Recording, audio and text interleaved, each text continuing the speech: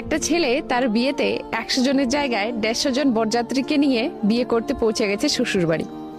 ওখানে গিয়ে শ্বশুর বরকে এক পাশে ডেকে বলে যে বাবা তুমি এটা কি করলে, তোমার সাথে তো কথা হয়েছিল যে 100 জন নিয়ে আসার, তুমি তো 150 জনকে নিয়ে আসছো। তখন সেই বর বলছে যে বাবা কি করব, সবাই তো আমার আপন, কাকে ছেড়ে কাকে নিয়ে আসবো তো বুঝতে পারিনি, সেজন্য আর কি একটু লোক বেশি হয়ে গেছে। তো কনের বাবা বলছে যে আচ্ছা ঠিক আছে, আমরা তো শুধুমাত্র 100 জনের সেরকম ভাবে অ্যারেঞ্জমেন্ট করেছি খাওয়া দাওয়ার, তো তুমি তাদেরকে একটু বলে দাও যে খাওয়া দাওয়ার মধ্যে একটু লেট হবে, যেহেতু আরো 50 জন বেশি আসছে সেহেতু খাওয়া দাওয়া বানানোর একটা ব্যাপার আছে। তো বর সেইভাবেই মানে তাদের বরযাত্রীদেরকে বলে দেয় যে খাওয়া দাওয়া একটু লেট হবে।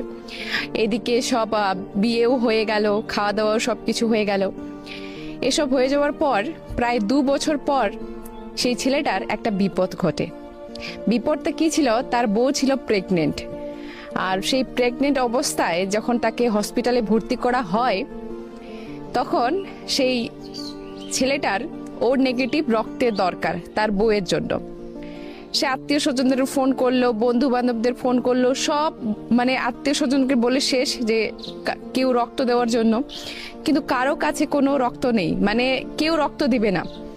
কিন্তু সেই 150 জন বরযাত্রীর মধ্যে প্রায় 50 জনের ও নেগেটিভ রক্তের গ্রুপ, কিন্তু কেউ তাকে রক্ত দিচ্ছে না। সে টেনশনে এদিক ওদিক, এই হসপিটাল সেই হসপিটাল, এই ব্লাড ব্যাংক, সব জায়গায় ঘুরে ঘুরে দেখছে, সব জায়গায় খুঁজতেছে যে ও নেগেটিভ ব্লাড গ্রুপ কোথায় পাওয়া যাবে। তখন সে যখন দৌড়াদৌড়ি করছিল, তখন সে একটা রিক্সায় বসে একটা হসপিটাল থেকে আরেকটা হসপিটালে যাচ্ছিল খোঁজ নেওয়ার জন্য। তখন সে রিক্সাওয়ালা বলছে যে দাদা কি হয়েছে আপনার, আপনি এত টেনশন দেখাচ্ছেন। তখন সেই ছেলেটা সেই রিক্সাওয়ালাকে সবকিছু খুলে বলে যে আবার এরকম এরকম বিপদ পড়েছে, আমার ব্লাডের দরকার আমার বউয়ের জন্য। তখন সেই রিক্সাওয়ালা বলে যে দাদা যদি কিছু মনে না করেন তাহলে আমার ও নেগেটিভ রক্তের গ্রুপ, আমি আপনার বউকে রক্ত দিতে চাই।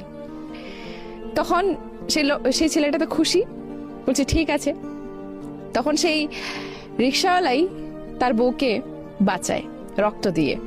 তো ডেলিভারি সবকিছু ঠিকঠাক হয়ে যাওয়ার পর ছেলেটা একা একদিন বসে বসে ভাবছে যে আমি তো সবাইকে এত ভালোবাসি, আমার বন্ধু বান্ধব আত্মীয় স্বজন সবাইকে এত ভালোবাসি, সবাইকে এত নিজের মনে করি, সবাইকে নিজে থেকে নিজের বাড়িতে এনে খাওয়া দাওয়া করাই, কত ভালোবাসি আমি সবাইকে, কিন্তু আমাকে কি কেউ ভালোবাসে না?